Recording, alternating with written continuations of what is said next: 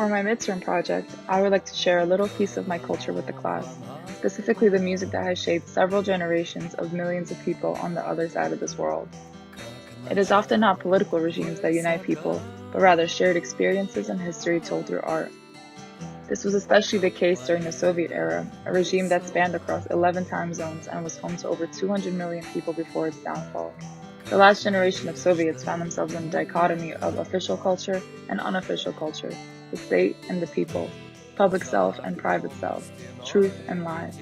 In this presentation, I will be exploring symbolic representation in the lyrics and musical styles of a generation of Soviet rock spanning from the 1960s to the 1980s as it relates to the political and social affairs of that time.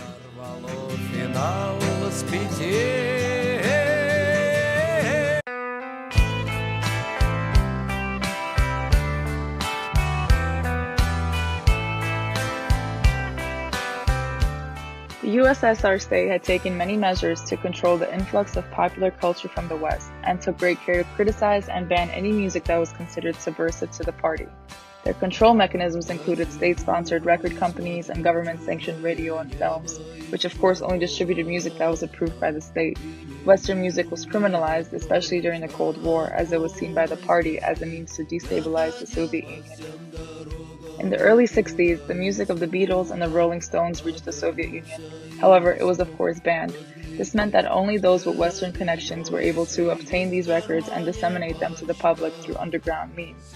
I remember my grandma showing me bootleg copies of Beatles vinyls and her telling stories about how her friends would gather in her living room to enjoy this music. She also explained how vinyl wasn't available in many places, so people would press records on discarded X-ray films. The first Soviet rock bands were formed in the late 60s and mainly based their performances on covers of popular Western music. These covers were sung in English and often without understanding by the musicians.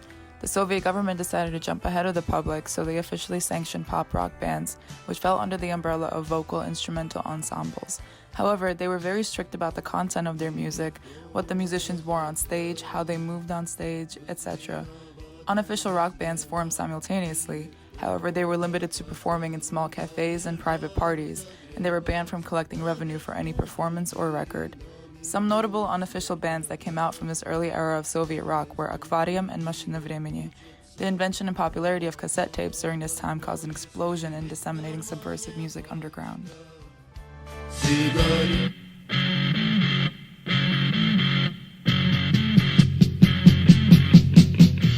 Making a name for themselves in the early 1970s, these bands pioneered the underground rock scene. Their music differed from Western music in the way that it didn't have a glossy optimism.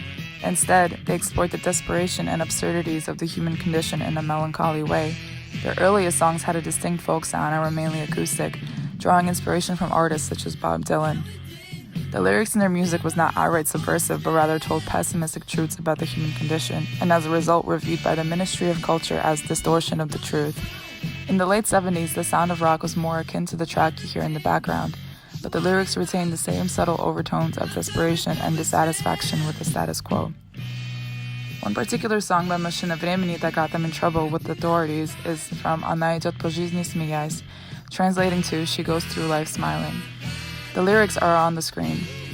As described, the song is not outright subversive as it does not elaborate on why she is crying. However, it implies that there is something deeply wrong and can be interpreted to mean that there is something deeply wrong with the Soviet Union and that its people are discontent. While a small number of bands gained popularity in the underground music scene of the 1970s, it wasn't until the 1980s that rock gained huge momentum and became more mainstream in the Soviet Union.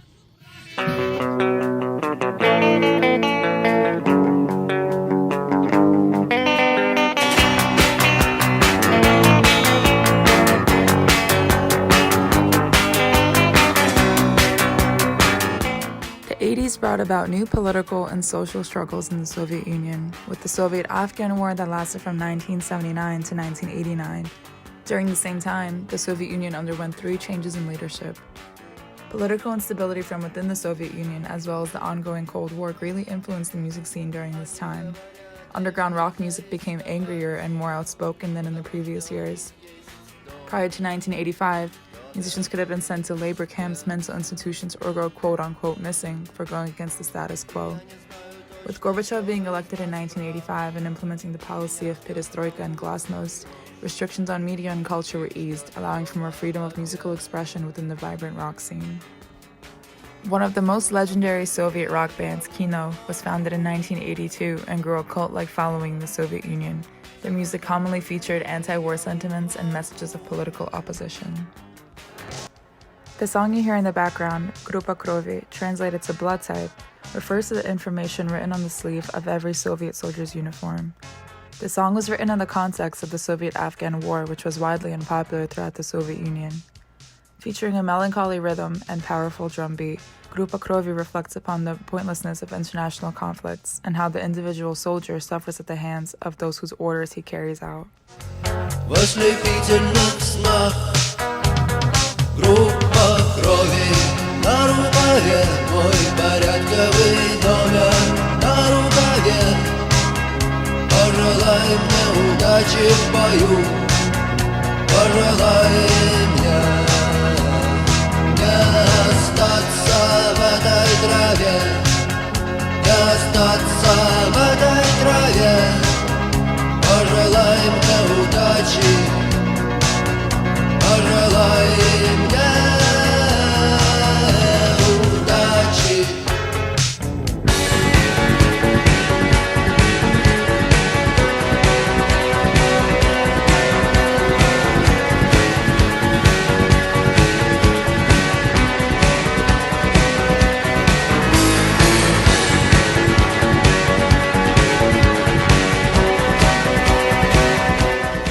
The song by Kino playing in the background is called Хочу перемен, which translates to We Want Changes. It's Kino's largest hit and became known as the perestroika anthem, and later became the anthem for the downfall of the Soviet Union and political revolutions in Eastern Europe in the coming years. Featuring an urgent drum beat and electric guitar riffs, along with powerful lyrics, creates a spirit of breaking free from systematic oppression.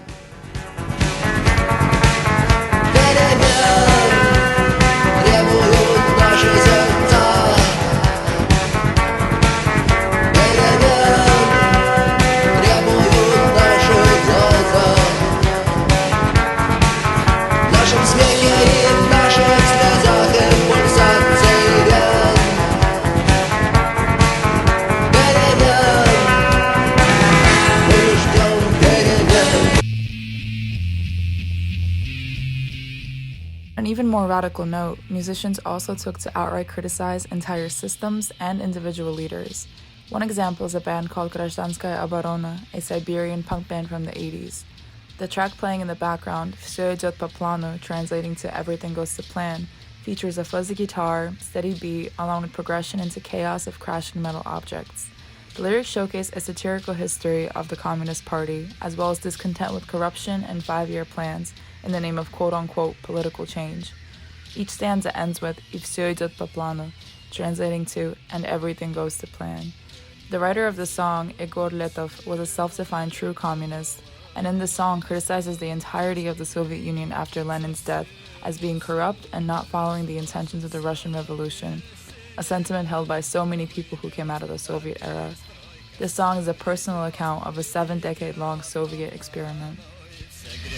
Превратилась в голый лед, и все идет по плану. Все идет по плану. О моей судьбе захотелось на покое.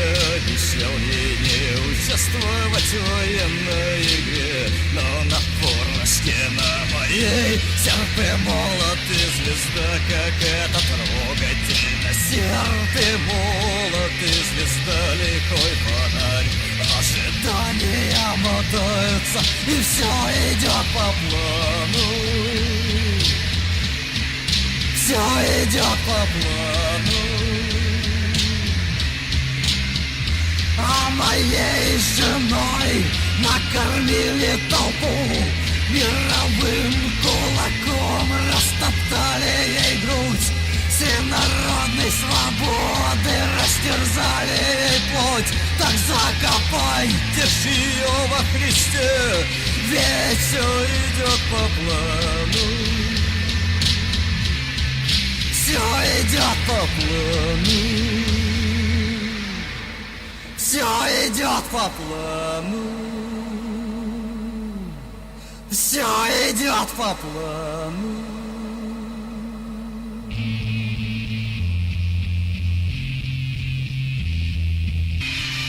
Один лишь дедушка Ленин, хороший был вождь, а все другие остальные такое говно, а все другие враги, такие мудаки. Над родною надо бесноватый снег-шоу. Я купил журнал «Корея», там тоже хорошо. Там товарищ Ким Ир Сен, там тоже что у нас. Я уверен, что у них то же самое, и все идет по плану.